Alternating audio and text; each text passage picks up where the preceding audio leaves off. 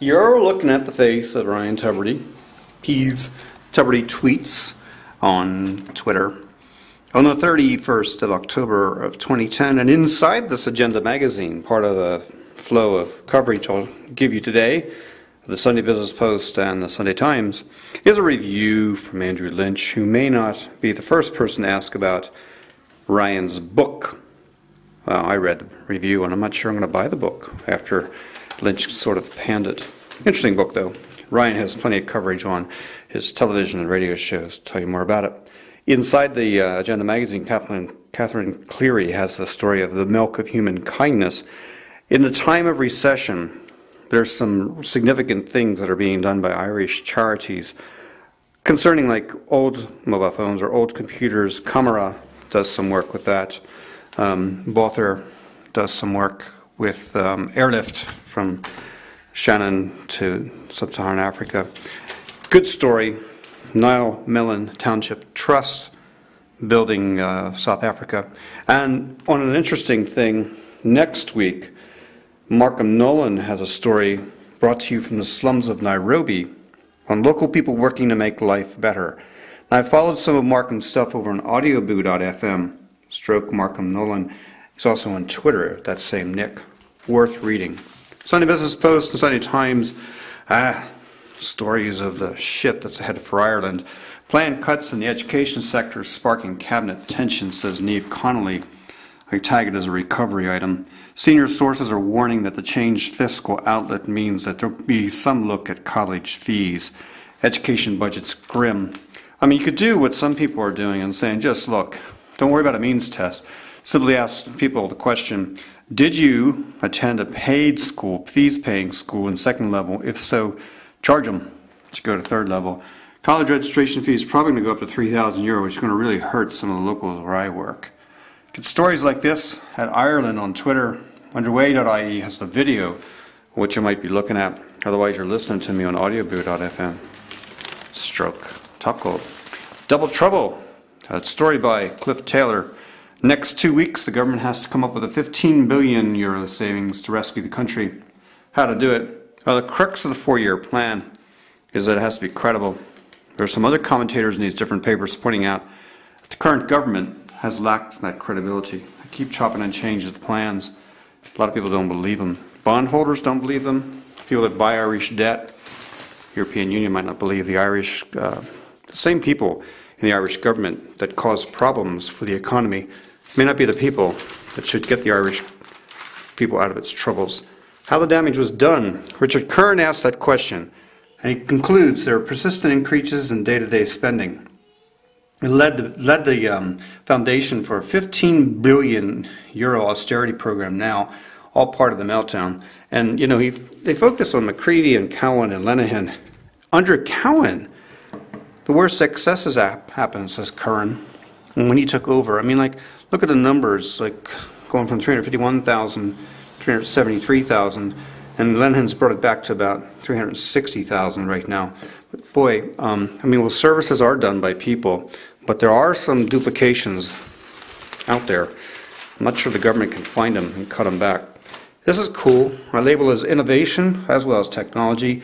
Blueface, a provider of internet telephony, is helping Social Entrepreneurs Ireland launch an affinity program.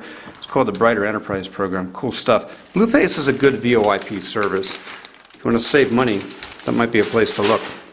Hey, technology for a weird turn of events. David Leppard points out that there have been bombs discovered in printing devices. They're calling them viable devices. Whether they actually had explosive attached, I'm not sure, but it's like a test run by some Al-Qaeda cells. The technology was found in cargo holds, and they were also found in cargo bays awaiting shipment. In case you didn't remember, Frank Sun-Times is reminding you the clock should have gone back 1 hour this morning in Ireland on the 31st of October when I'm talking to you right now. Damien Kybert has a solution to the story. If you want to get the austerity program to kick in, and you want to have investors in Ireland believe that you're serious, perhaps we should have a vote.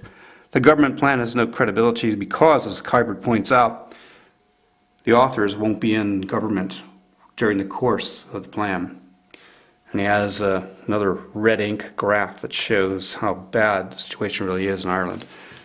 Lenihan gives the impression of someone who just makes it up as he's going along. I mean, it's probably true, because the numbers are just so terrible. Okay, now, on the back of the Dublin Web Summit, some cool articles in the business section of the Sunday Times. One's about Dylan Collins. He's Mr. Dylan Collins on Twitter. And Mark Paul writes the article that Dylan's behind Forrest, Demonware, Jolt, and now Groupie.com. And Mark Paul cites 3 entrepreneurs involved in the space, Ireland's tech establishment: Daft's Fallon Brothers, Ian MacDonald of Weedle, and Jerry Kennelly of Tweak. Good stuff. Event Elephant makes another story here. Senator O'Connell interviews a few people, including Una Coleman, shown in the small business section of the Sunday Times. She's behind Event Elephant. Last month, 11,000 people used Event Elephant to book events, book admission to events, just by using social networking sites like Facebook connected to the Event Elephant engine. I use it. It's good. Matt Cooper points out something that's going to affect me, and that is the Croke Park Agreement probably can't stand, mainly because of the fine print. Economic circumstances have changed dramatically. The government's entitled to renege, probably part of how Ireland needs to get out of and start recovering. What am I going to be doing today? Some technology that I'm playing with. This thing here is an owner's manual to the HD Fox T2 digital terrestrial television. I may be doing this, hoping for Christmas, getting something that gives me internet streaming. The in-gear section of the Sunday Times suggests the Revo Access for €230 would give me my iTunes, would give me my Last.fm sharing, and would give me ease of operation. Revo.co.uk is where you can get it. David Price has the story of called Kicking and Streaming on the test bench section of the tech and net part of in-gear. I'll also be playing with, maybe playing that iPod Touch through that Revo. And as I've said before, this little phone from Nokia, the N86, is definitely the best way of recording memories quickly. I can't depend upon touchscreen phones in the rain. As you can tell, it's raining out there. It is Halloween. I'm glad you listened. You can get more of what I'm writing about or babbling about in my written area, www.nswu.ie, or subscribe to the iTunes thing through underway.ie. From here in County Tipperary, Ireland, on a rainy day, boo for now.